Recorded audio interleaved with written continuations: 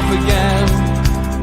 But it's the only way you're ever gonna learn. You look back and it's all in the past. I'm dwelling on the thoughts I cannot say to you.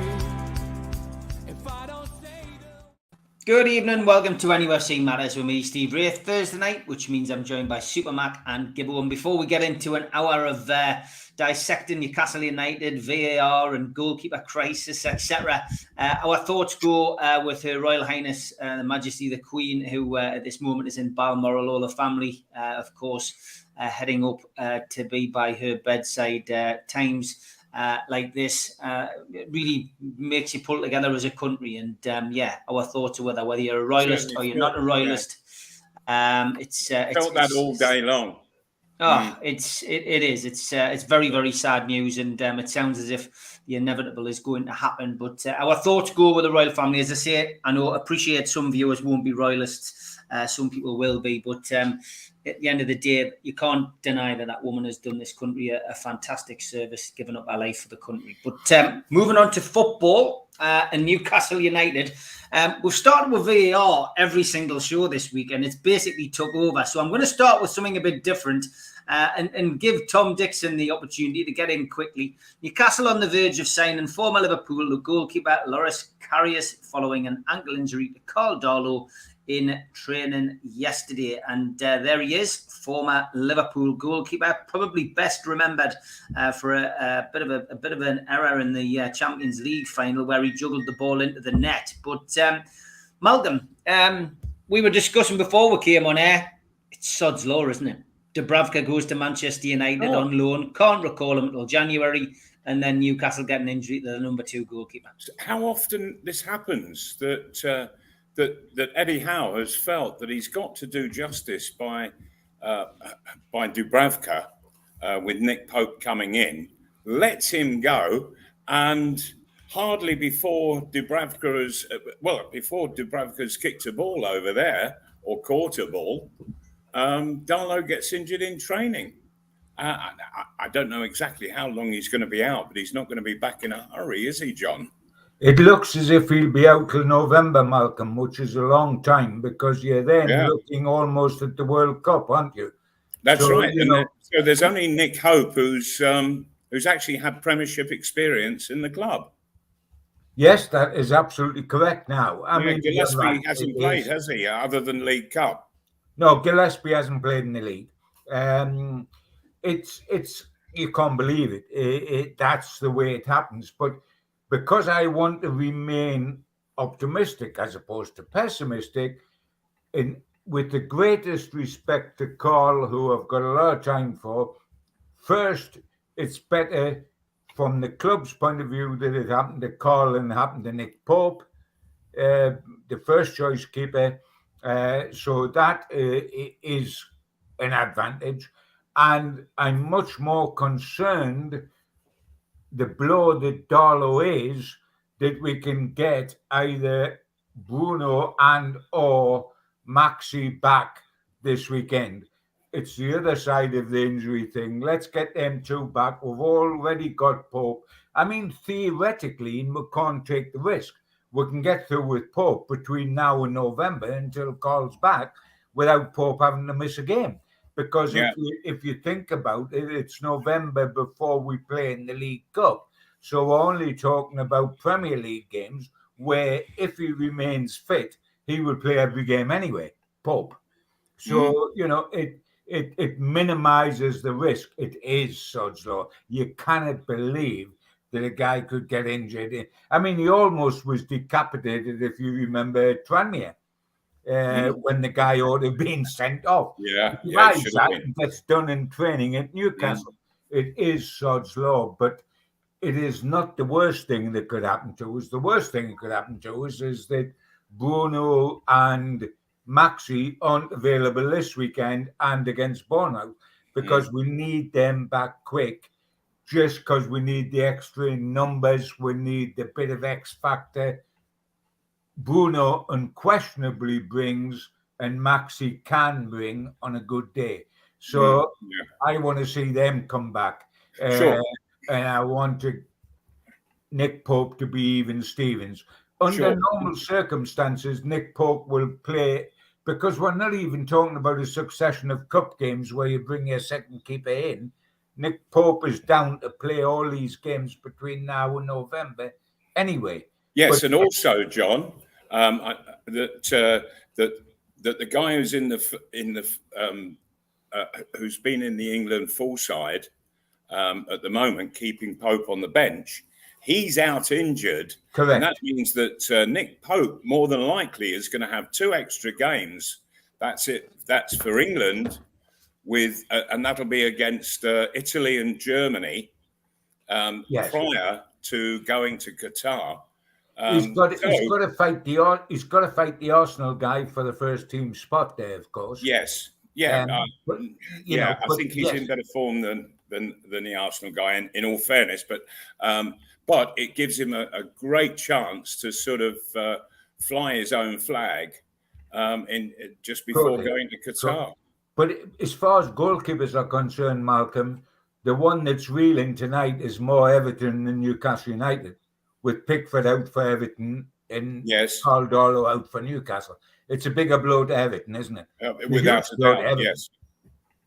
Very much so, because by heavens, they're relying on him an awful lot these days. Or Everton.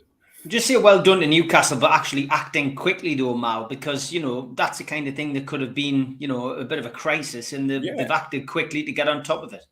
Well, yes, indeed. But I think that what we can honestly say about what we have at the club now is a professional group of people who are right on the ball and will quickly make decisions, quickly do deals, where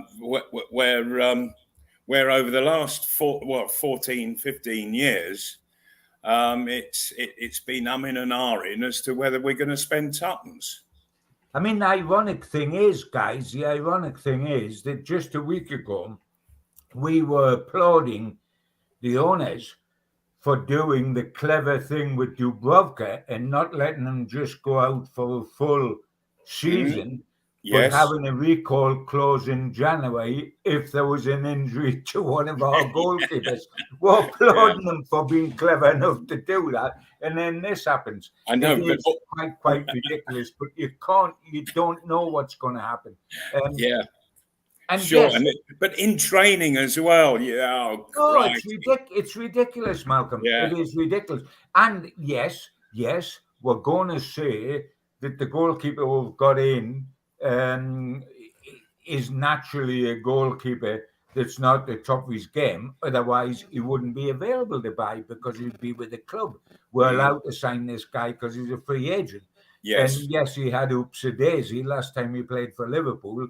Big time, but we're not going to get anything else at this stage. So we've made the best of what is a bad job. But I remain positive, and I remain where my attention's on getting fit the outfield players we need to boost the club.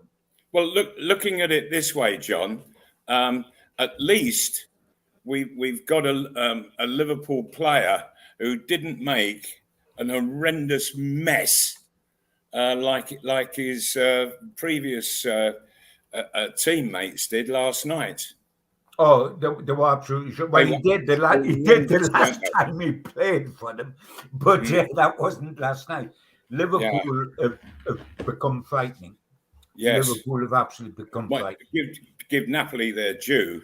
I thought they were absolutely terrific in and around the box. Oh, no question. But equally, Liverpool were horrible, but quite frankly, I couldn't give a monkeys about that. I'm much more concerned about us. I couldn't help it, the odd snigger. Yes. I mean, Klopp at the moment, does he look like a well-smacked bum or a well-smacked bum? Doesn't he just? I tell you, there's more steam coming out of his ears than... 50 paces, couldn't he? He could curdle milk at 50 paces, Klopp. And really, I'm not too just chuffed about that. Get on with it, Paddy. You now know what it was like for us for 14 and a half years. And you only had it not 14 and a half weeks. A little question here from Ian, which helps us avoid VAR for another 5 minutes. Ian says, "Evening, Steve, Supermac, and Gibbo. Hope you're all well, lads. What's your thoughts on Potter going to Chelsea for the tune? I think it could be good for us to destabilise one or even two of our rivals." Interesting, Mal. I mean, I think a lot of us were probably looking at Brendan Rodgers at Leicester, going to be the next man who was going to get his head on the chopping block, but Tuchel leaves. And then Potter up sticks and leaves a perfectly good job at Brighton. I mean, good decision, or do you think he could be out by before the end of the season if he doesn't get things right down there? I think he's a very, very shrewd and very clever young manager. I really do, and I have a real sneaky feeling that he could do really well at Chelsea. I think he goes into it quite brilliantly. Now, the thing that he hasn't seriously been tested with at the moment is how to spend big money. That he sort of had to work on a real tight budget at Brighton. Chelsea look at it in a quite different fashion. They look at it like Man United do, like Manchester City and what have you. And so the market seriously opens up for him. But nevertheless, I think he's a young man who will cope with all of that. I think he's had extremely good schooling in everything that he's done, so that he comes well prepared. And certainly, I cannot praise him highly enough for what he's done at Brighton with what I see of them on the pitch. They look absolutely startling at times. They are fabulous to watch. And I think Brighton, dear me, where were they? Sort of not too many years ago. And he's always electrified that club. And can he do it at Chelsea? Well, if he gets them playing like Brighton with those extra expensive touches, then I think he could do very well at Chelsea. I really do. A lot of people, John, pointing to the fact that Dan Ashworth was at Brighton and his, shrewd decisions behind the scenes, bringing in youngsters for Potter to develop. It's going to be a huge thing to replace for Brighton, isn't it? Brighton are now, if it is possible, because they're the most organised club you can think of, X number of months back. Now, having lost Dan Ashworth and Potter almost in one fell swoop on disarray, because they've got to start again on every level. Now, yes, our listener who was on about, is it good, it destabilises clubs that are our rivals? Yes, it does exactly that. Potter, I think, is a terrific manager who's brought a breath of fresh air to the way he looks upon football, the way he plays football. You look at their record, they're in the top 4 and the top 5. We in something like 4-1-1, a record of, this is off the top of my head. Our draw against them now looks a terrific draw, because you look at the rest of the results this season and they just go win. That result of ours now looks absolutely terrific. Two things I've got to say on Potter is, Malcolm was on and he was right about, he's now got to handle transfer activity that is up 3 notches. The other thing, guys, that I think's up 3 notches, he's now got to handle superstars. Brighton, player-wise, I mean, nobody at Brighton thought they were bigger than Potter. Potter ran the show, they listened to him, he did that. He goes into superstars at Chelsea, and they think they're superstars, and they should run the show, and they should do. He's got to prove that he's strong enough to handle that without the background of being a Mourinho or a Ancelotti or a Benitez or that's been around the block. This is a fella going around the block for the first time. Now, I'm not suggesting for 1 second that he can't handle that, but that is his new challenge. Also, from our point of view, is it good because it brings Brighton back into the pack? Yes, it is. Is it bad because it puts Eddie Howe one notch higher to become the next England manager after Southgate, because you presume that Potter, if he does a good job at Chelsea, will be beyond England? It probably puts Eddie Howe higher up the FA ratings, if you know what I mean. So we might have to compete with that. Yeah, I hadn't thought of that, John. Yeah. But by the way, I would love that sort of problem, because if we are worried about other people wanting Eddie Howe, that means we are continuing to do well, and that is terrific. And if we continue to do well, I think Eddie Howe will be loyal to Newcastle United.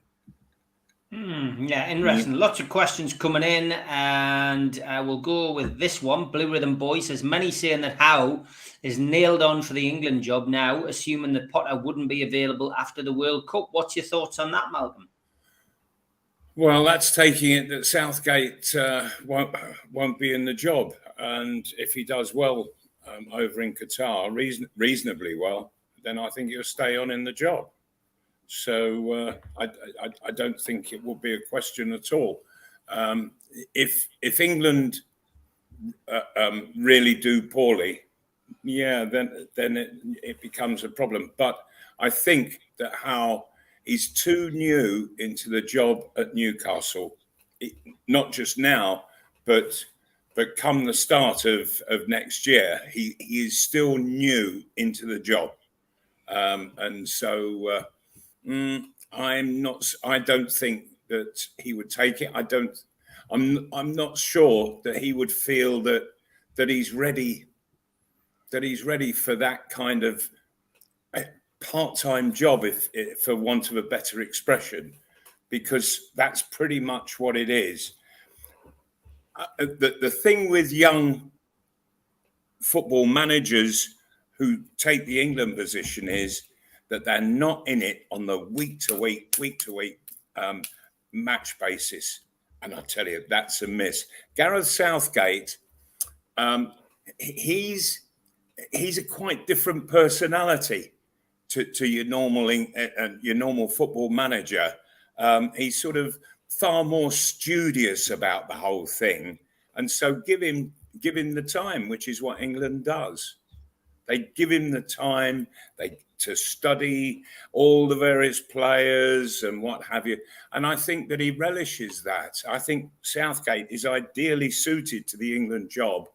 Howe and Potter, I think they're suited to the clubs that they're at, managing club football. John, your take, does it make you nervous? JCP MOT Centre saying anyone worried he might go back to Brighton? I doubt he'd want to go to Brighton when he's got a project like Newcastle. Eddie Howe? No, Brighton is on the level of Bournemouth, 2 up. Not the way they play or the level at now, but the size of club, etc., etc. I don't think there's any chance of him going to Brighton. I think more of a concern is whether we go to England. When I look at the way England managers are and the way the FA perceive them, you look at Southgate and he's this serious, calm, modern type manager. He fits the capability of working with the FA and taking them on and being the right image.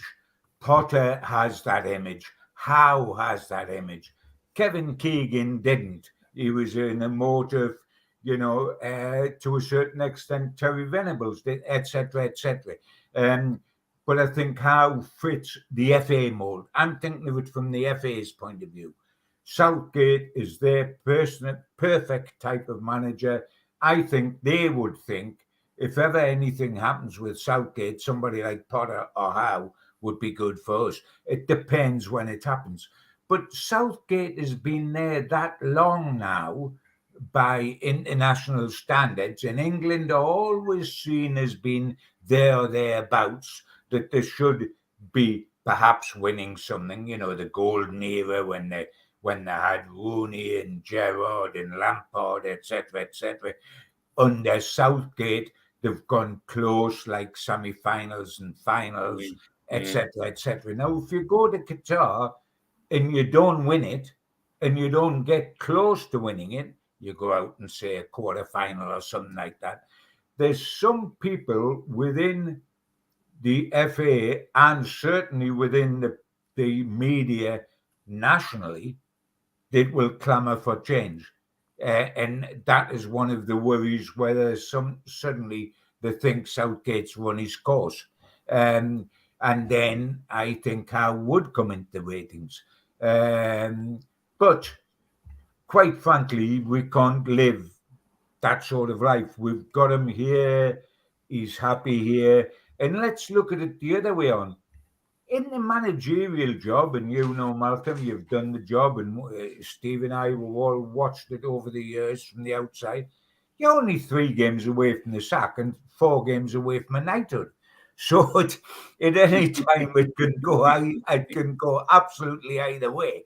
So we're trying to second guess a situation where we're desperate not to lose Eddie Howe, and all of a sudden, whether Eddie Howe's still got a job. And as you say, John, that he's just recently got a new contract when he hadn't even been in the job for a year. Gets a new contract. That's how impressed the new board are with him. Well, absolutely. When a manager feels that loved, needed, and desired by his employers, poor dear, he's just going to keep giving it his all. He's not going to want to leave that. And I guess solid situation. The interview in The Athletic, I mean, I'll pick out this quote in particular. When a manager's giving you this kind of, this isn't just waffle. This isn't just kissing the badge kind of stuff. I'm not in it to be popular on anyone's second team, Eddie says, and it is like a symphony crashing in my ears. I'm in it to try and win, to create a culture and an environment where we don't accept anything other than winning. To do that, you can't be labelled nice or soft touches, and that means doing everything to get that win. At times, that might be unpopular with opposing teams, opposing supporters, and referees. But you know what? It's that kind of mentality. He's building up a really good, strong dressing room. I'm very positive about everything that he's doing, Malcolm, and I just think he's a really good media operator as well.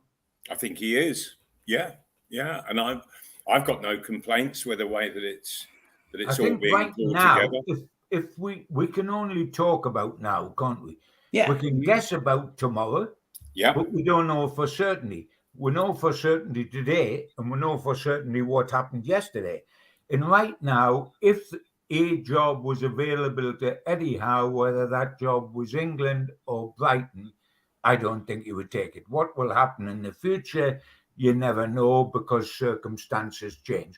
But right now, I think he gets up in the morning, looks in the mirror and says, Bonnie lad, you've got a job against the world. Because I remember when Kevin Keegan got the Newcastle United manager's job, I said to Kevin, bearing in mind that as a player, Kevin Keegan had done all he did as a player, including captaining England, etc. And I said, what about the Newcastle United job? He said, Gibbo, it's the best job in the world. And you know why it's the best job in the world? Because Newcastle United have won now. So I'm off a great mark to go out and win something. If I take over Manchester United, where Ferguson's won 23 trophies, or I take over Arsenal, where Arsene Wenger has won 19, I've got to go 19 seasons to even equal them. But at Newcastle, I've got it, all the passion, all the wonderful fans, the huge crowd, and I've got a chance of winning something. Sure. And how close he went to it, John. And when I do, I'm the first guy to win something for X number of years. So it's the perfect job. And I think that clever managers, and I think Eddie Howe is a great thinker. Yes. He thinks, hey, this is the perfect job because, nothing has been won, but the potential, especially with the new owners and the fans and everything else, the potential's right. I stay here and win things. Then we look at what life brings after that.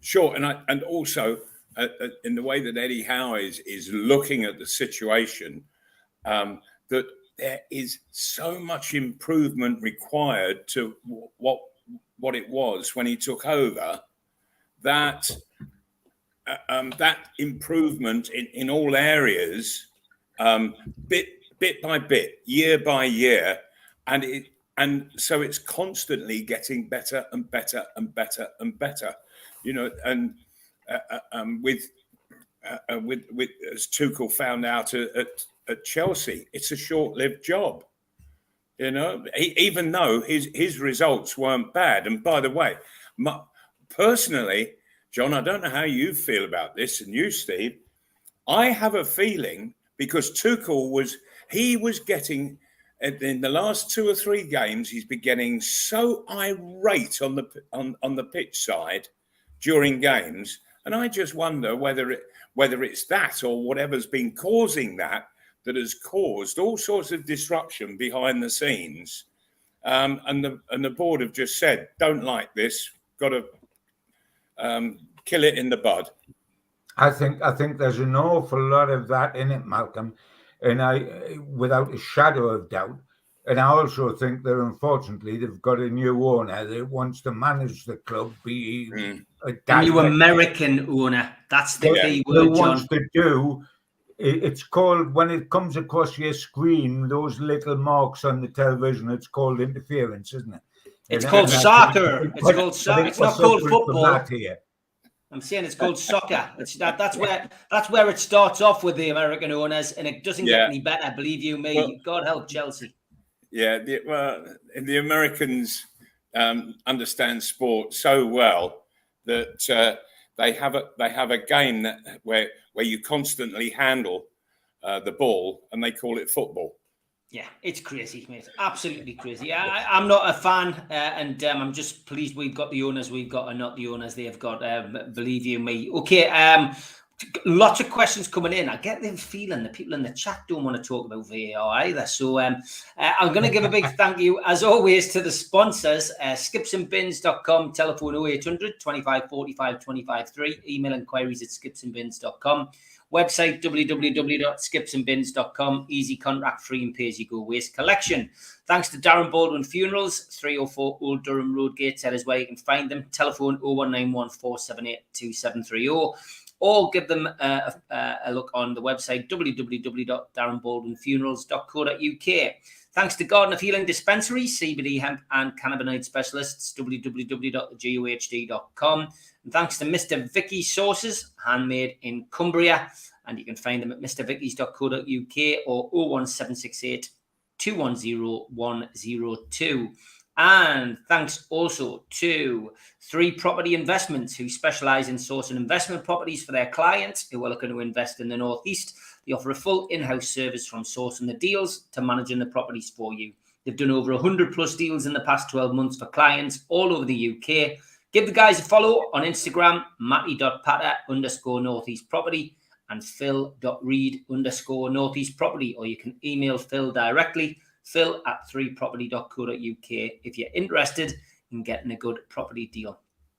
Big thanks to Media Arts for all the help with the video side of things, and to qtechshop.co.uk, the makers of pool tables and snooker tables in Walls and Newcastle, and the guys who do our website, NUFCmatters.com. If you want to subscribe, hit the NUFC Matters logo in the bottom right-hand corner, and you can subscribe for free. Hit the thumb up to like the video, click share to share to your social media, and drop into the comments to speak to like-minded Newcastle fans or to put a question up for Malcolm or Gibbo.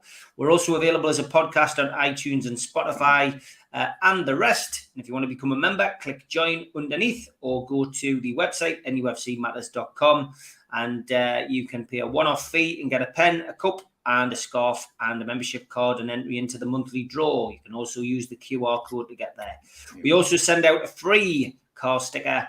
If you subscribe to the show, just email john@nufcmatters.com to get one. And don't forget as well, we do support the food bank on the show. NUFC fans, foodbank.co.uk. Matchday buckets, virtual, 365 days of the year. You can make a virtual donation today. And don't forget this rather fetching shirt, which I think John would probably suit, with my image on it, has been donated by Gemma Summers for the food bank. If you get onto Twitter, @Steve Wraith, place a bid. You could be the lucky or unlucky winner tomorrow night, and all proceeds from that go to the food bank. And I have stuck the link into the chat for the ASM shirt. It finishes tonight in an hour, actually, not 24 hours. 6 tickets left, £2.95. Thank you to Football Prizes for sharing this with us. Get yourself on there. It's framed. It's signed by ASM. Well worth £2.95 of anyone's money. And just a little update. John's now got a permanent residence at Dumfries. So the next home game against Bournemouth, John will be there with John Andersen, the two Johns. Down in the Cloth Market, to get yourself down and give John some support. And don't forget, Malcolm will be at the Dog and Parrot pre-match and post-match as well. Big thank you to Tommy and everybody at both bars for welcoming us with open arms. Great to be involved with such a great bar. Okay, next in the questions, Eamon says, Mal, do you think with West Ham playing tonight, it will affect their energy levels against Newcastle? I hope so. Quite possibly, yes. Now, are they playing at home? Or, I think they're away. They're at home, sadly. Tonight. Okay, but nevertheless, yeah. I personally, I thoroughly enjoyed playing 2 games a week.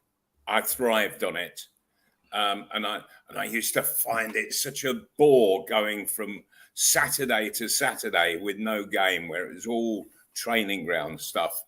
But a lot of players, they can find 2 games a week, just a bit on the heavy side. So yeah, it can only be good for Newcastle, personally speaking.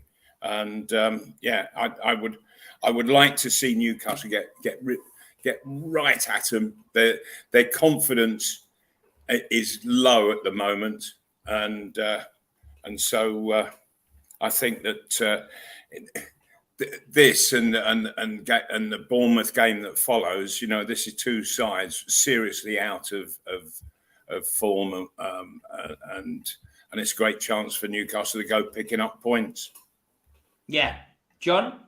Yeah, I think that's absolutely true. I would like to think that this will affect West Ham tonight.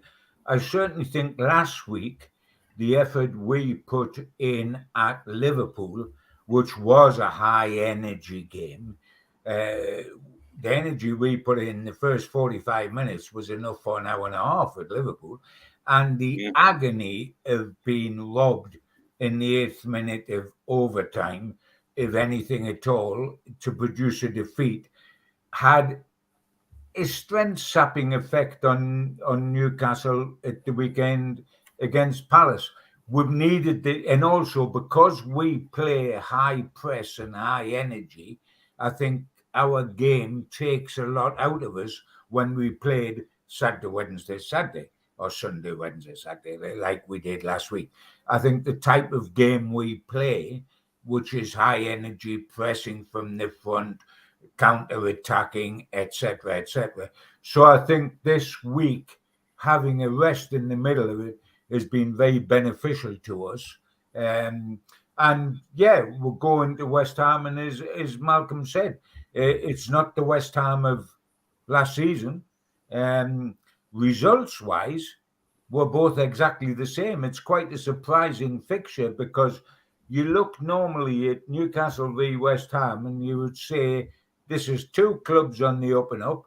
This is 2 clubs that suffered badly, their fans, from a lack of imagination, a lack of inventiveness, and a lack of hope. And all of a sudden they've gone into Europe a couple of seasons. They're overhitting their strength up in the top 7. We are heading towards the same thing. So we're both clubs of great hope. Yet we both go into this match with only 1 Premier League victory in 6 starts. Now, that is surprising, not only for them, but for us. If their bubbles are burst, we're always blowing bubbles, they say. If a couple of their bubbles are burst, on results alone, a couple of ours have. Because 1 win out of 6, you can equally turn that on the head and say there's only 1 defeat out of 6. This is certainly not a time to panic, because our performances have been way above what results are, in my humble opinion. But nonetheless, it's got to be said, facts are facts. We've won 1 game out of 6. The reason why that is suddenly a little bit shuddering is because we expected to beat Crystal Palace, but for VAR, which we're not going into too much, I suspect we would have beaten Crystal Palace because that was a clear goal, even though it was an OG. So we would have beaten Crystal Palace, then it would have been slightly different. But it's 1 out of 6. We don't want to go 1 out of 7 in terms of victories at West Ham. West Ham are third bottom. They're struggling. We have got to try to win at West Ham without a shadow of doubt and follow that up by winning against Bournemouth and going into a break. Very healthy, health restored, lovely jubbly. But 1 out of 6, we've got to address that. We're better than that. We've proved we're better than that. Now we've got to prove it with results. Sadly, we've got to interrupt tonight just to say that the Queen has passed away. The Queen has died peacefully at Balmoral this afternoon. The King and the Queen Consort will remain at Balmoral this evening and will return to London tomorrow. So 96 years of age and probably a first for many of us, losing a monarch. And very, very sad day for everybody concerned. Malcolm. Yes, indeed. I was 3 when I watched the coronation.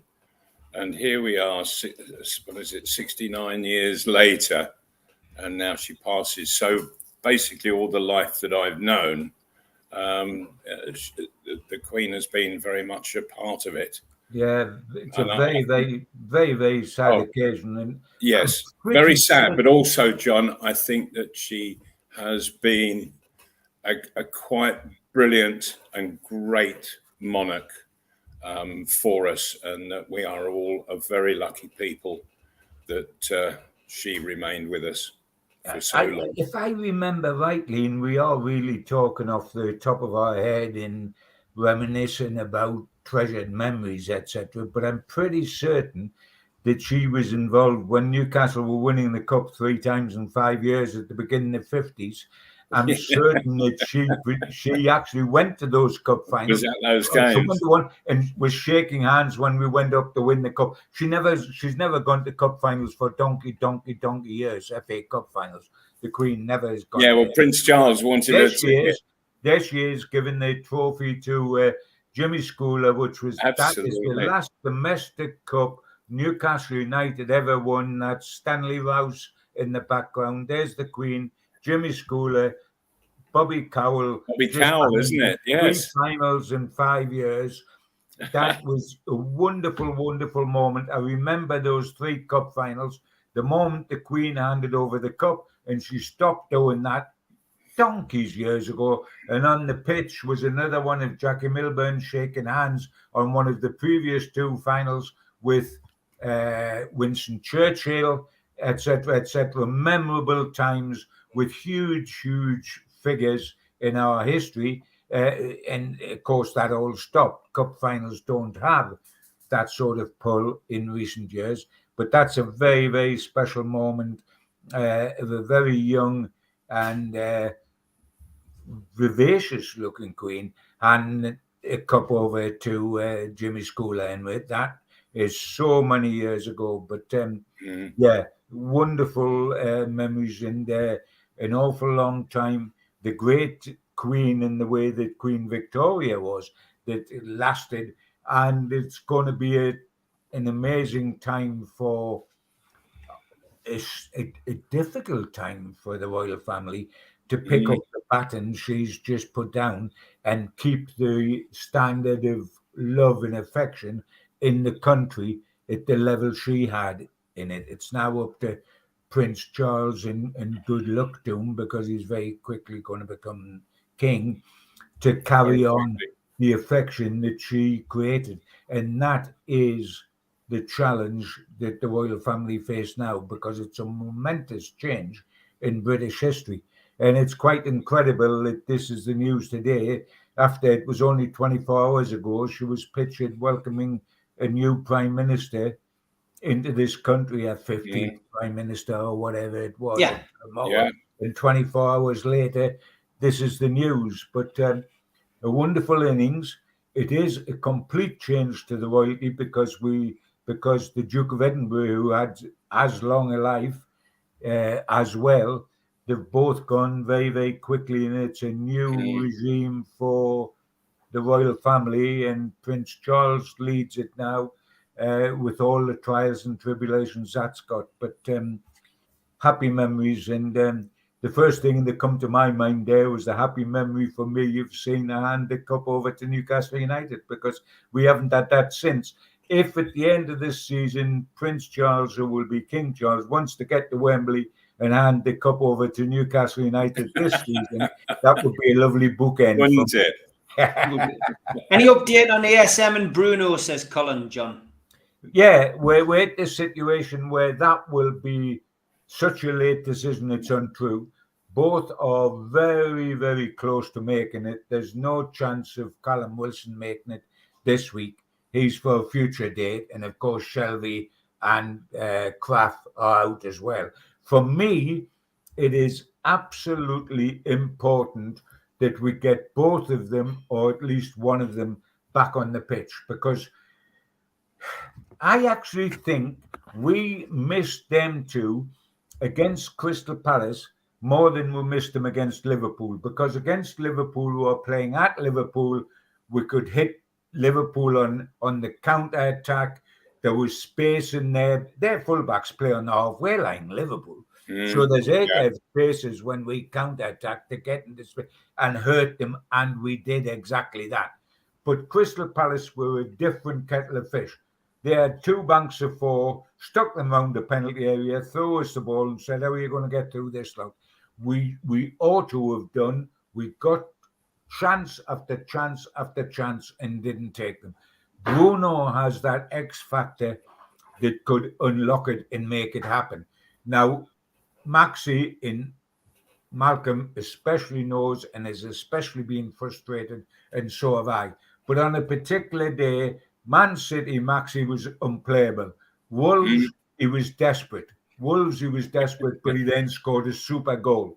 Now, that is the difference he can... When he's not there, Almiron or Fraser aren't going to be unplayable any day.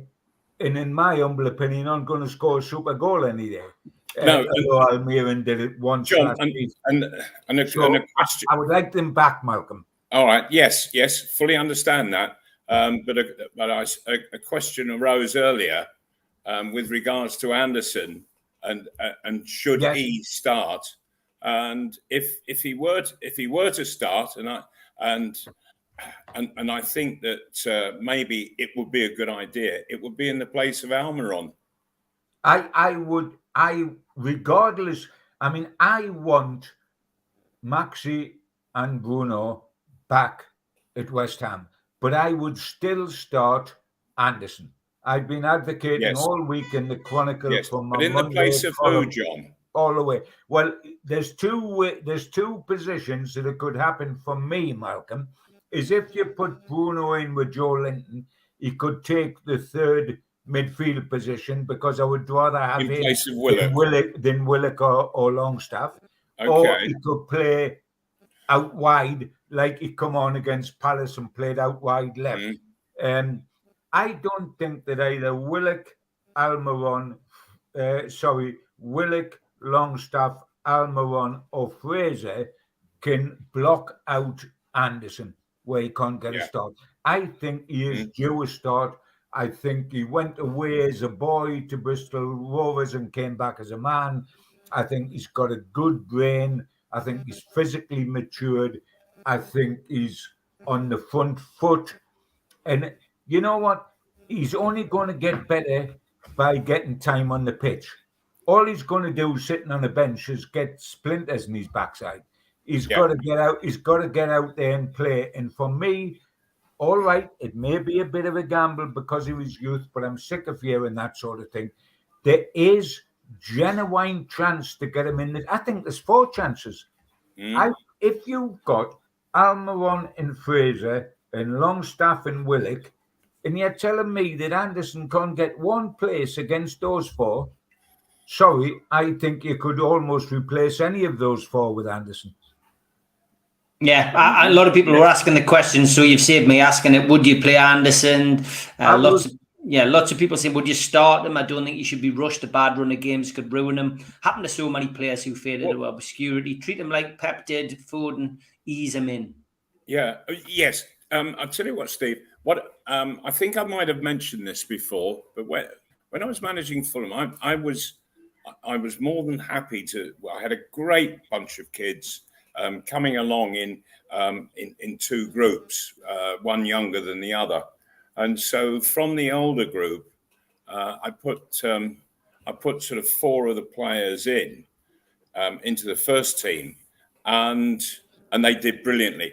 But what I found with them was that you put them in and you give them maybe about 6 games, but then you take them out, because what I noticed was that they were looking like that. They were absolutely mentally exhausted by it. And so bring them out just for a game and let them just sit and watch the game without going through all the stresses of it, and letting all the tumblers fall into place as they watch. And because having been in it for 6 games, they now really understand it far more and better than ever they did. So just take them out for a game, then start to bring them back in once more. And you can do it bits and pieces by bringing them in off the bench.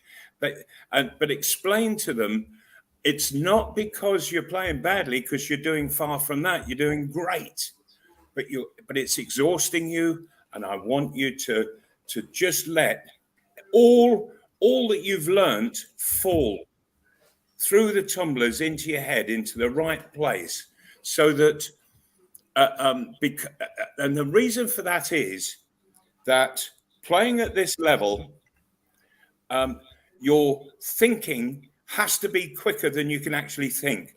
It's got to be automatic, and that's what you want in the head of these youngsters. And of course, it doesn't become automatic until they've played a few games. Then it just comes.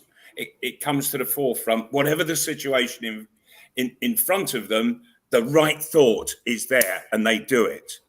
And so you just have to take them out, let everything fall into place, then start to put them back in. And I noticed a text that said about that Foden, that he would be put in, brought out, put in, brought out. Yes, that's exactly what I'm talking about. It's to let all of the tumblers in the head, all of the knowledge that's suddenly heaped upon them, all fall into the right place. You don't want it in the wrong place. You have to have it in the right place so that in an instant, boom, the right answer comes to them, not the wrong one. I think you're absolutely right, and you have the experience, and you did it so well at Fulham with the kids from Parker to everyone else, Malcolm. But I think this is the right time just to stick Andersen in. He's got to have a start at some time. Now, if Maxi doesn't make it, I would start him for Fraser and leave Almiron in for his running, especially away from home. I would stick him in for Fraser. Or if Bruno comes, if you don't want to do that because Maxi's out there, then you could stick him into the third midfield place. But I think he will give you that initially. He's quite fearless, young men become fearless initially. Mm. When they're in for a while, then they see all the other things that go on, but they're fearless when they're going. And this guy has ability, and we are at the stage where you look. I looked against Palace and I thought we'll run out of ideas. And in midfield, where you had Willock, Longstaff and Joe Linton was valiant, etc., etc. But I think we ran out of ideas. This fella gives you ideas. And when he come on, albeit playing wide left, which is where he can play as well, there was a refreshing thing about us. Yeah. There was one thing. I think we need to say, come on, Bunny lad, this is your time. Let's go out there and do. And okay, if he does it for 2 games, if he goes down and does it West Ham and Bournemouth, then everybody has a breather. People become available again. People perhaps come back. The situation changes. But right now, I think we need inspiration on Saturday, and that inspiration will either be Bruno and Maxi coming back, or it'll be Andersen. Okay, so Andersen can do the job through the middle. Yes, he can do the job from centre midfield as the third centre midfield guy, or he can do the job wide. Where's he gone? He's gone. He's disappeared. He's frozen. He's flabbergasted about what I just said. He's back. Well, we can hear you now. You're back. You're back. Yes. Right. There was one thing that I saw happen. It was very tight on the wing, on the line. He was on the line, and there were 3 defenders coming down in, and he passed it back, and it was not back to him. And I thought the 3 are just going to crowd him out. But he played it just inside, made a little run, got it back, knocked another little ball, and I thought, that's clever. That's clever. And I was very impressed with that. He's not just a good player, he's a clever one as well. Absolutely. Get out of the right spot. Absolutely right. Well, that's a mark. His granddad used to do quite well out on the wing. Jeff Allen in the first cup side, his granddad was all right out there. Yes. Yeah. Good point as well. Yeah. Good point. Okay. Let's touch on something that might have been on this show just briefly this week. VAR. After the force of VAR recently, can anybody explain to me what the point of linesmen is these days? Referees these days never seem to use them. It's money for old rope. They offer nothing to the game. Yeah, VAR, Mal, it spoiled our week last week, didn't it? Well, yes, it did. And I thought, what are these people doing? They have the perfect tool to sort a situation out, and Willock has been whacked in the back, he's been charged in the middle of the back, and pushed into the goalkeeper.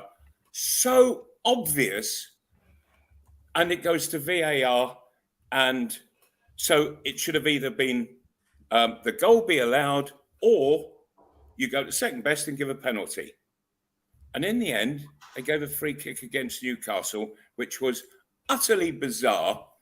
But then later in the week, what I understood was that Lee Mason said that the VAR recording that was put to him didn't include the push in the first place on Willock.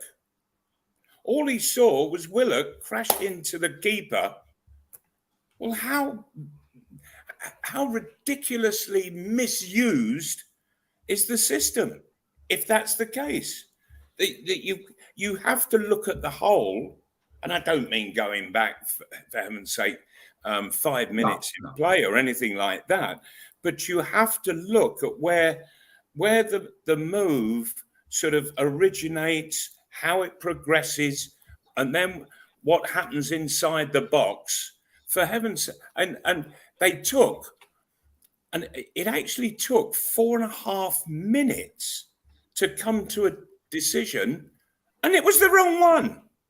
I mean, 4.5 minutes. It's been absolutely frightening. And it frightens me, John, that it is the Referees Association who are getting this so wrong. It is showing all of us just how little they understand about the game of football that they're actually managing out on the pitch. I mean, if we look at the last 3 games for us, technology, etc., was brought in to eliminate all the possible controversies and produce the right answer. if you look, and I'm not blaming VAR all the time here, but if you look at our last 3 games, we were done 2 points against Crystal Palace because a perfectly legitimate goal was ruled out. You go to Liverpool and we lost a point there because the referee couldn't find his watch. It obviously dropped off his arm into the mud and he played 9 minutes before he could retrieve it. And if you go to the game before that, Wolves, Sean Longstaff got the shirt taken off his back in the penalty area. It couldn't have billowed out further than it did, and we didn't get a penalty. So, I mean, it has been absolutely ludicrous. But we are in the middle of that, guys, at the moment, because if you take West Ham, they are coming into this match the same as us, absolutely furious because cost them, because they had a goal choked off that was an equaliser. So they're upset. And by the way, guys, may I point out that the guy on VAR on Sunday, on the dreaded VAR, is referee Tierney, who is the bloke that had the Arsenal game and give off one of the best counter-attacking goals I've seen this season, Malcolm, from the edge of the Arsenal box to Marinella putting it in at the other end. It was a priceless goal, but it was decided that the Arsenal guy had breathed on the back of Ericsson. VAR told him to have a look at it, and Tierney ruled it off. He is in charge of VAR this weekend, so God help us. Right. If John... The last thing, if I may say about VAR, is what we're seeing is that people are. It's not VAR that's wrong. It's the people that are looking at VAR. Yes, VAR is brilliant if used correctly. Now, the thing I loved, and this is not because the guy's a Geordie, but at Nottingham Forest, Michael Oliver, the referee, who is a senior referee, the best in this country by a million miles, in my opinion, he was told that one goal was dodgy. Go over to your monitor and look at it. He went over to the monitor, he looked at it, and he said, no, my decision was right, and the penalty stood. You need referees that have got the guts. The referee that was at the Crystal Palace game, he was had about his 9th or 10th Premier League game. Once somebody like Lee Mason was in his ear saying, I think you've got this wrong, because he gave the goal, if you remember. I think you've got this wrong, go across and have a look at it. You don't think he's going to then say, no, I'm right and you're wrong, Lee Mason. He's going to go the way that the official line has been. Oliver showed what I would like to see a lot more, which is referees look at something and say, yes, I've looked at it. But no, it was a goal. But unless you've got the experience of Oliver, I guess, you're intimidated by what people are telling you back at head office. But I mean, at the moment, VAR is producing more problems than it's solving. It is. It's supposed to be I have a solution. Problems. I have a solution, John, Steve, and that is that in the VAR studio, instead of just a referee, you have 2 experienced ex-professional footballers there, and it is they who make the decisions on all footballing matters. The referee makes the decision on the rules. And if you work it that way, you will come to the fact of what actually happened, and not some cock-up by the sole official. Well, we managed to get through this without spoiling it with VAR. We've done it every night to talk about, honestly, VAR up to here. Quick it's costing us dearly. It is. Quick predictions, guys. Newcastle away to West Ham. Now, that is if the fixture goes ahead, because, of course, Newcastle and like everybody's games may be off as a mark of respect to the death of the Queen today. But we don't know. It's uncharted territory for us. And there are rail problems on Saturday, I believe. Yeah, exactly. But I mean, it's one of those situations where we're in an uncharted territory. We don't know how things are going to work. It's a different era since we last went through this, so we'll have to wait and see how things change. But yeah, if the game goes ahead at the weekend, how do you see it going, Malcolm? Well, I think that Newcastle, I think they're really finding a way of playing away from home and taking the game to the opposition. I